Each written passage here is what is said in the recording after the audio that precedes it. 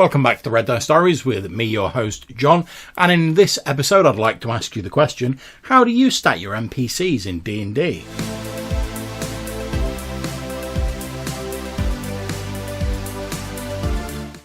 Now, just a bit of a disclaimer before we get into this discussion. Obviously, I know that not all NPCs need stats. After all, if your player characters are wandering into a bakery and they're going to buy some bread or something like that, then you probably don't need combat stats for the baker. Or if it's someone who's just in passing, they're never going to be seen again, you probably don't need stats for those. So, putting that to one side, I'm going to ask, when you're genning up your NPCs, do you gen them up as complete characters? You know, like roll the stats, choose a class, all of that sort of stuff you do with your player characters. Now, to be honest, I can certainly see the appeal of that, since it means that there's a similar base on which to base the expertise of your NPCs and their skill levels as there is for the player characters. So if you've got a player character who is a third level fighter against an NPC who's a first level fighter, you know roughly how much stronger the player character is. However, it does take a bit more time to do that generation process, and obviously that depends to a certain degree on what tools you're using. I mean, if you're doing it all manually, it'll obviously take a little bit longer. It depends on what version of D&D you're running. Earlier versions tend to be a bit quicker. Are you using online generators? They can speed things up a great deal, but it's still a lot of time that's got to be taken. A more sort of important thing to me is it sort of makes the character classes that player characters can have seem a little bit less special, in my opinion.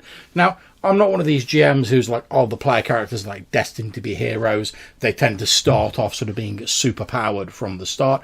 I run old school essentials based on earlier versions of D&D where the player characters are just like half a step above the common man when they first start off. They're very fragile. They're making their first tentative steps into the adventuring world. But I still like to think that someone who's gained a character class is like a touch above your common farmhand. After all, a mage has got, well, a wizard has got the ability to cast spells. A fighter has combat proficiency far above that of your normal human. A thief has their skills. A cleric can obviously call on the power of their gods, although they can't really cast spells until second level in earlier versions, but they have the ear of their god at least to a certain extent. So, whereas if everyone has those classes, they don't really seem to be that special. There's nothing that really sets the player characters apart, aside from the fact they are player characters. So, as I said, I mainly run old school essentials at the moment, and that has a particular way of sort of handling this, where basically you get a spread of different human NPC types in the monster section of the book.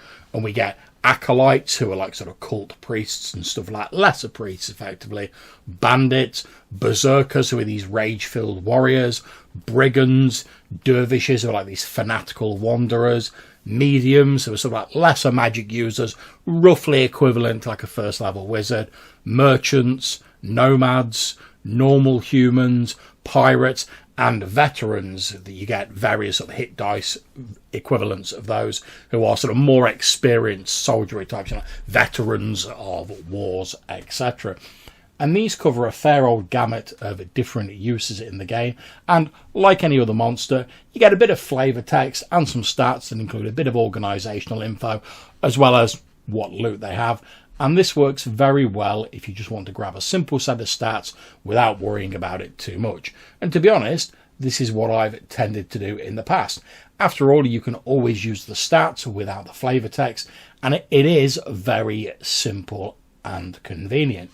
So if it's so simple and convenient and so easy to do, you might be saying, well, John, why are you rambling on about how people gen their NPCs? Aren't you just happy using these stat blocks?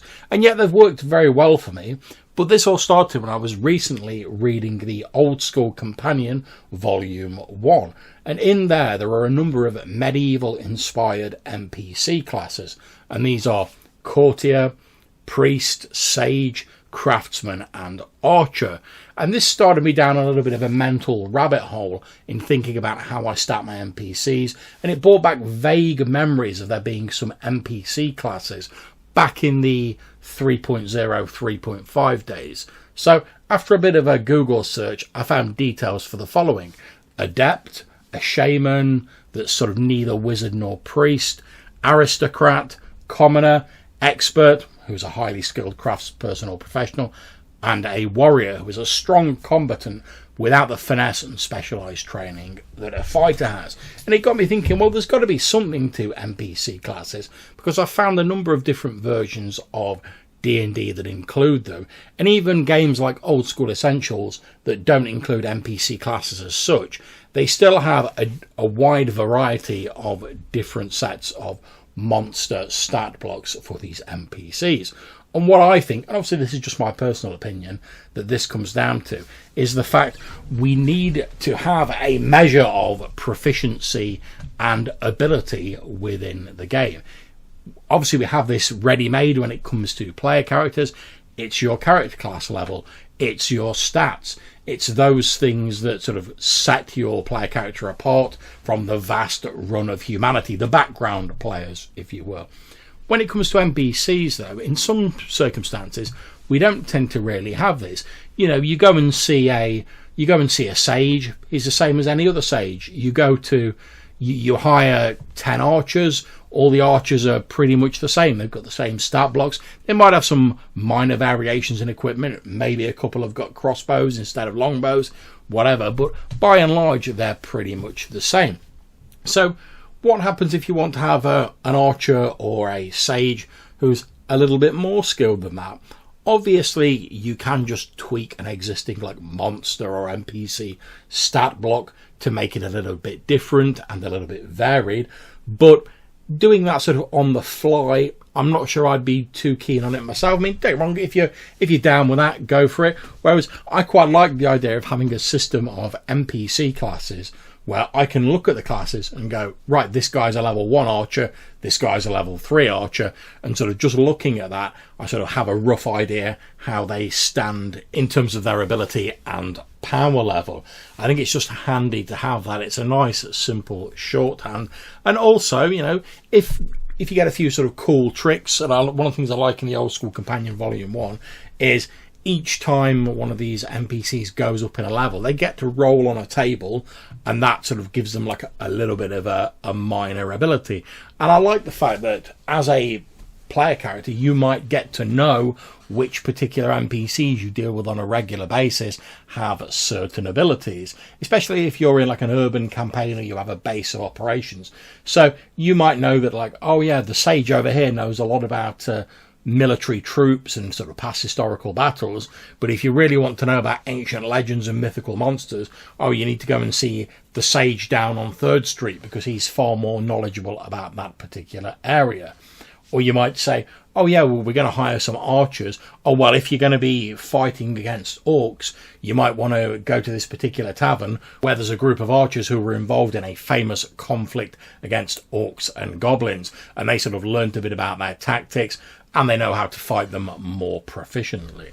Now, as I said at the start of this episode, you certainly don't need to have combat stats for every NPC. But if someone's going to be a recurring NPC, or they're going to be involved in a combat, maybe they're a henchman or a hireling or something like that, it's nice to have a set of stats you can just quickly pull out.